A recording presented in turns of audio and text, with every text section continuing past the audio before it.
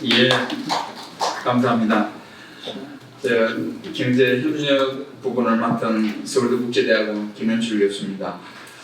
그 경제협력과 관련해 가지고는요, 그 한일이 함께 협력하자고 하면은 아무도 반대할 사람이 없습니다. 이거는 뭐 너무나 당연한 그런 거고, 특히 이제 한일은 자유민주주의와 시장경제를 공유하는 국가이기 때문에 이 두 나라 간의 경제협력은 두 나라한테 모두 좋은 일이 되기 때문에 지금까지 오랫동안 이 경제협력에 대해서는 그 모두가 찬동하고 모두가 지지하는 그런 부분이 되었습니다. 그래서 그 결과 이제 한일 간에는 그 불문율처럼 정경 분리라는 원칙이 지속적으로 이제 유지되어 왔었거든요. 근데 참 안타깝게도 우리 박능호 장관님도 조금 전에 말씀하셨지만은 2019년에 그 대한국 수출 규제가 발생함에 따라 가지고 오랜 이 불문율이 깨지게 되었습니다. 사실 어제도 제가 한 그 보수 언론하고 장시간 인터뷰를 했는데요. 거기서 동일한 비슷한 질문이 이제 나오더라고요. 또 이제 진보의 쪽에서는 또 반일을 좀 활용하지 않겠냐, 또 죽창가나 뭐 토착 외구나 이런 이야기를 하지 않겠냐라는 질문이 있어가지고 제가 거기에 대놔놓고 두 가지를 말씀드렸습니다. 한일 관계를 가장 우호적으로 만든 대통령이 민주당 대통령이었다. 김대중 대통령이었다. 그렇게 말씀드렸고요. 또 하나가 죽창과 토착 외구가 나온 이유를 이야기하지 그것만 가지고 왜 이야기를 하느냐. 그 배경에는 아베 정권의 대한국 수출 규제가 있었다. 이 수출 규제 때문에 우리가 소부장 육성 정책도 하고 노자펜 운동을 한 거 아니냐. 이런 문맥까지 한번 생각해 보면은 이게 결국은 어떠한 형태가 어느 쪽에서 먼저 시작됐던 간에 이런 한일 관계 속에서 이 정경 분리라는 원칙이 결국은 깨져 버렸고 그 깨짐으로 해가지고 결국은 한일 양국 모두 이렇게 손해를 보는 이런 결과를 가져다 줬죠. 그 당시에 이제 제가 그 일본을 한번 방문했을 때 그 자민당 이제 의원분을 한번 만났는데 비공식적으로 그러더라고요. 자기 지역구의 가장 큰 타격이 한국으로부터 노자펜 운동이 일어나서 관광객이 안 오는 게 너무나 큰 타격이었다. 이런 말씀을 하셨던 기억이 저한테는 새롭거든요. 그래서 이게 새로운 진짜 성숙된 한일 관계를 만들기 위해서는 이 검도라는 것을 레드라인이라는 걸 다시 한번 좀 설정할 필요가 있는 것 같습니다. 어떠한 상황이 오더라도 경제협력은 지속한다, 계속한다. 이런 어떤 레드라인, 검도를 다시 한 번 더 우리가 설정하고 그리고 그 관계 속에서 한일 경제협력이 이루어져야 진실로 성숙된 한일 관계가 만들어지지 않겠나 하는 그런 생각을 해봅니다. 그리고 오늘은 그런 어떤 기본, 검도, 레드라인 뿐만 아니라 지금 한일 경제관계에 있어서는 이 레드라인을 넘어서는 진짜 어려운 이 상황 요인이 지금 산적해 있습니다. 제일 큰 게 이제 트럼프 리스크죠. 우리가 뭐 지난 정부에서는 한미일 그 삼각 협력까지 이야기할 정도로 굉장히 한미일 간 그 중에서 특히 이제 미국에 대한 그런 협력 관계 이런 게 있었습니다만은 트럼프 2.0 정부가 탄생함에 따라 가지고 이게 미국이 우선주의, 미국 고립주의 이런 쪽으로 이제 드라이브하게 된 거죠. 그래서 어떤 학자들은 아메리칸 퍼스트라고 이야기하는데 아메리칸 언론, 미국은 완전히 고립으로 이제 가고 그 속에서 이 동맹국들한테 또 이제 고유의 관세를 부과함에 따라 가지고 뭐 적보다 못한 동맹이 되어버렸다라는 한탄까지 나올 정도의 지금 상황이 되었거든요.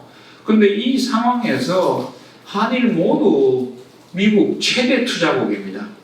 얼마 전에 이제 이시바 수상이 이제 트럼프하고 정상회담에서 지난 5년간 미국에 대한 최대 투자국은 일본이었다라고 했는데 이걸 지난 6년간으로 연장해 보면은 한국도 최대 투자국입니다. 그 결과 한일이 미국의 최대 일자리 창출국이 되어버렸거든요. 근데 이 상황에서 이제 그런 것은 아랑곳하지 않고 미국으로부터의 이 관세 부과가 일어나자 지금 한일 양국은 비상입니다. 모두 아시다시피 일본의 지금 최대 산업은 자동차 산업입니다. 그리고 한국도 물론 이제 저희들은 뭐 전자산업이나 자동차 산업 뭐 있지만 특히 자동차 산업은 최대 일자리 창출 산업이거든요. 이 바람에 지금 트럼프 이 관세를 25% 이런 식으로 맞아버리면은 지금 한일 양국 경제는 버틸 수 없는 정도의 그런 상황에 놓여 있습니다. 그래서 이시바 수상이 참 이런 말은 잘 안 쓰는데 특히 미국과의 관계에서 이거는 국난이다 라고 표현할 정도로 진짜 일본 경제도 어렵지만은 한국은 이 바람에 이제 경제 위기에 진입하는 이 과정이 있기 때문에 이 트럼프 리스크, 미국 리스크를 한일이 어떻게 함께 극복하느냐가 경제협력의 최대 이제 과제가 되었고요. 또 하나는 차이나 리스크입니다. 한일 모두 이 중국이 최대 교역국인데 최근에 철강 과잉 공급 이런 것 때문에 포항제철의 한 고로가 조업 정지를 할 정도의 이제 현상이 벌어지고 있는 거죠. 이런 어떤 공급 과잉 덤핑 이런 부분은 일본도 마찬가지입니다. 그러면은 이 한일 양국이 이런 어떤 차이나 리스크에 어떻게 공동 대응하면 되는지 똑같은 처지에 있는 동병상련의 입장으로서 이걸 어떻게 대응할 수 있는지 이런 것도 저는 한일 경제협력이 굉장히 중요한 이제 과제라고 생각하는 거거든요. 근데 이제 제 입장에서 가장 큰 리스크가 이 저성장 리스크입니다. 저는 이제 91년에 일본에 유학해서 일본의 저성장을 지난 30년간 옆에서 지켜본 그런 학자로서 이 대한민국이 어떻게 하면은 일본과 같은 저런 저성장에 안 빠져들어가는가가 학자로서의 최대 이제 화두였습니다. 그런데 한국이 드디어 이제 저성장에 이제 본격 돌입하기 시작했습니다.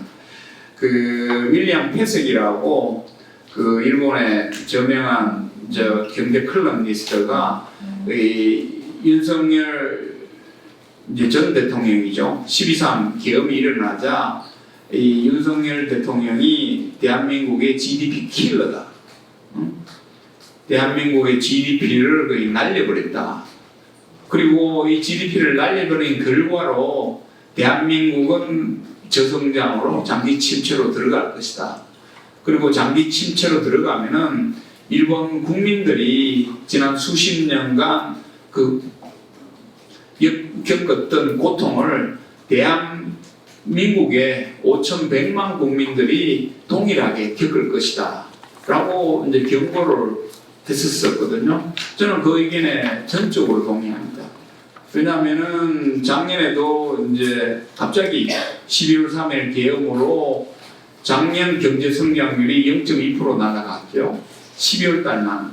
그리고는 올 1분기에 역성장했습니다.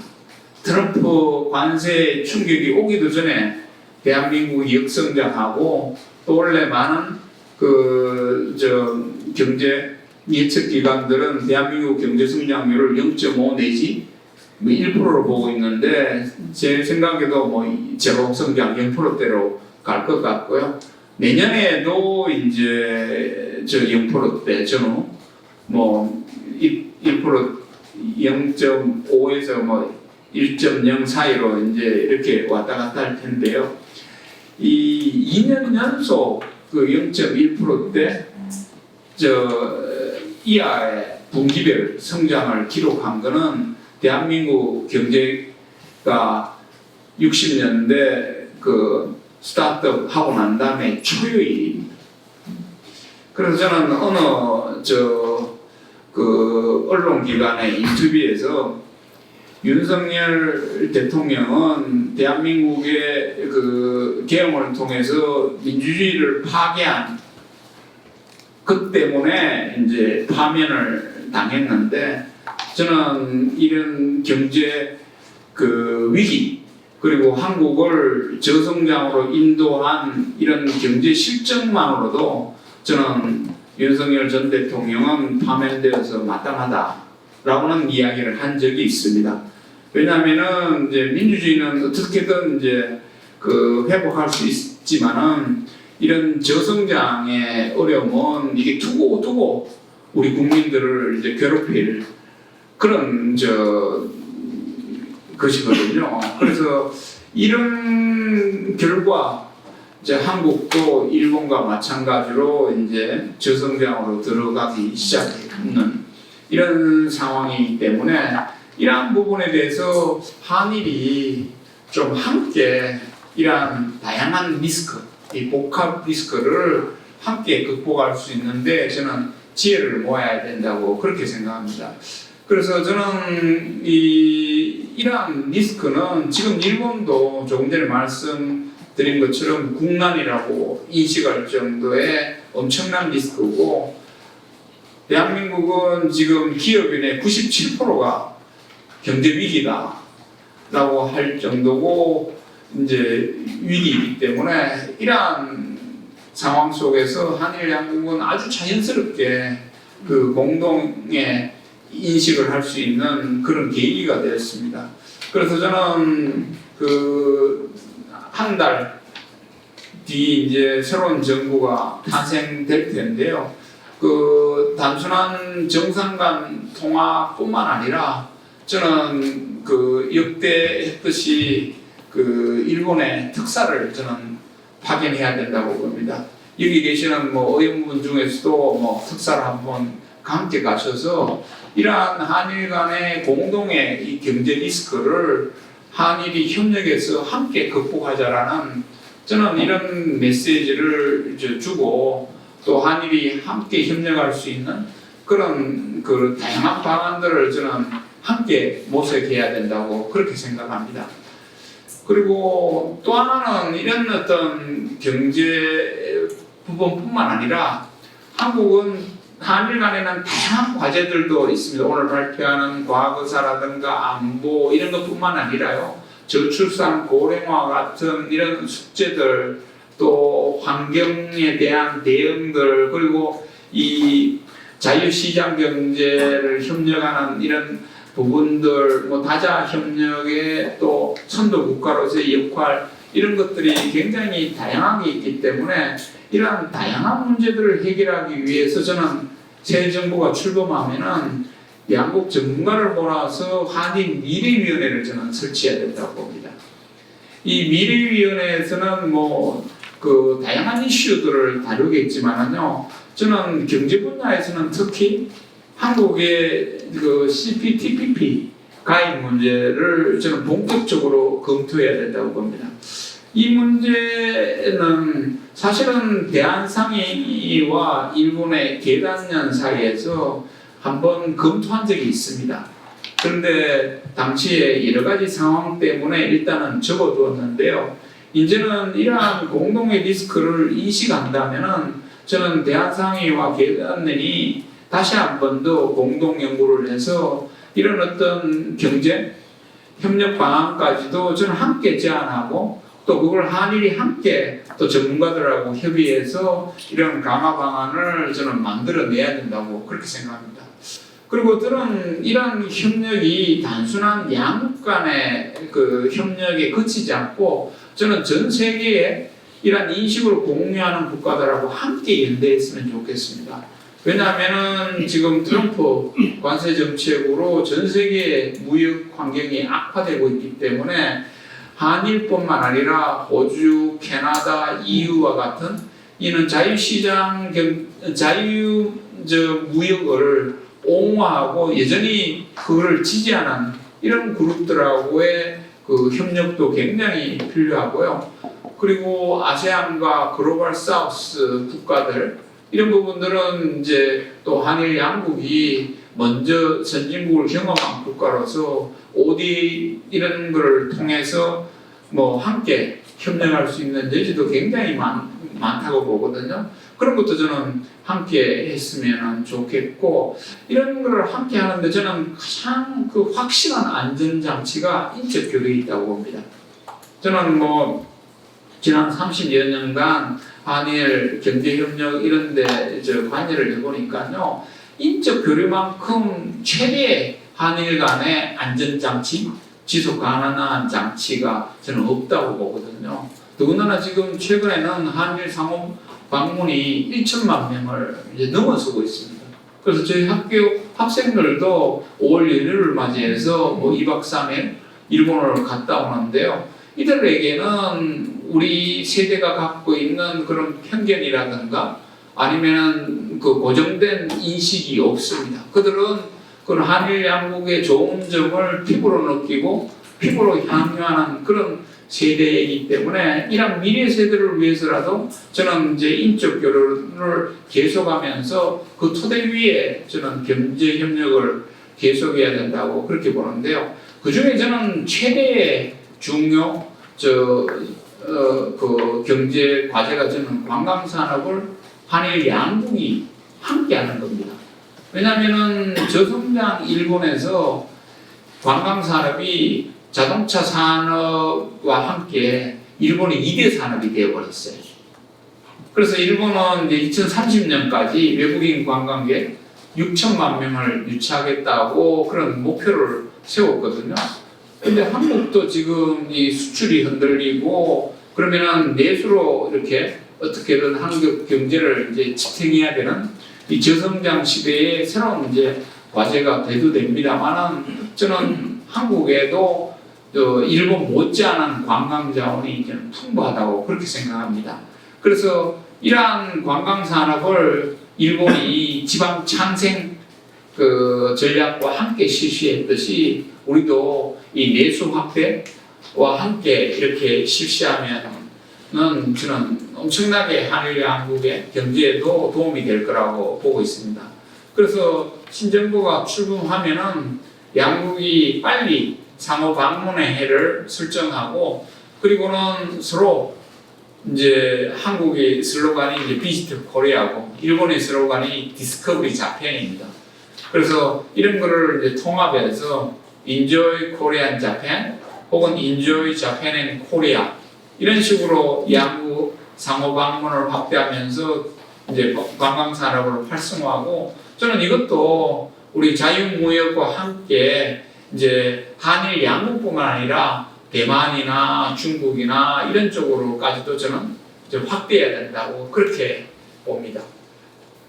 그래서 이런 이제 삼국 간 이런 확대도 제가 일본에서 이제 교수로 있을 때 굉장히 인상 깊었던 게 이제 그 교토, 오사카, 고베의 이 그 산또 모노가타리 이런 게 저는 관광의 차원에서도 너무나 좋은 이렇게 저는 아이디어로 기억하고 있습니다만은 뭐 이걸 확대해가지고 산곡구 모노가타리로 해가지고 한국, 일본, 대만, 한국, 일본, 중국 이런 식으로 확대를 하면서 이제 관광 산업과 인적 교류를 함께하면은 이거는 그 토대도 굳건히 하면서 경제 내수 확대에도 엄청난 그런 효과를 가져올 수 있는 그런 거기 때문에 한일 양국이 이거를 함께 실시했으면 좋겠습니다. 그래서 저는 마무리로 두 가지 좀 말씀을 드리고자 합니다. 제가 국제대학원 교수로 있으면서 가장 잘한 것 중에 하나를 내서라고 하면은 한중일 프로그램이었습니다. 서울대가 동경대하고 베이징대학으로 자매결연을 맺고 그 사이에 우리 대학원생들을 이제 돌리는 이런 프로그램인데요. 이거는 뭐 기가 막힌 프로그램입니다.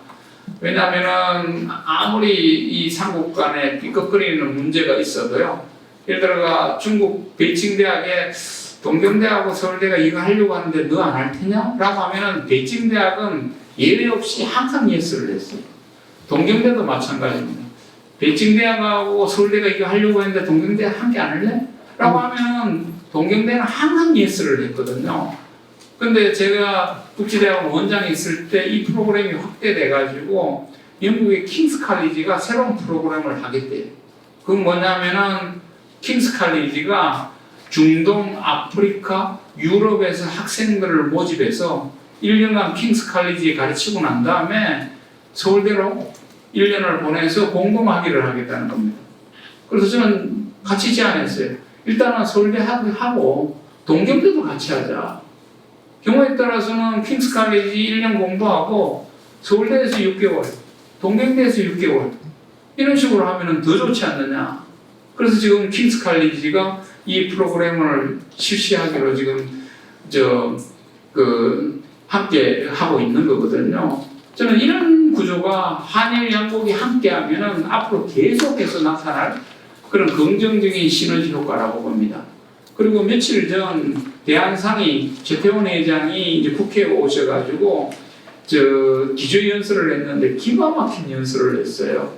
그 뭐냐면은 한국이 수출 주도 성장 모델이 이제 끝났다. 트럼프 때문에 전 세계 경제 교육이 축소되는 이 과정 속에서 수출 주도 성장 모델은 끝나서 새로운 경제 성장 모델을 찾아야 된다.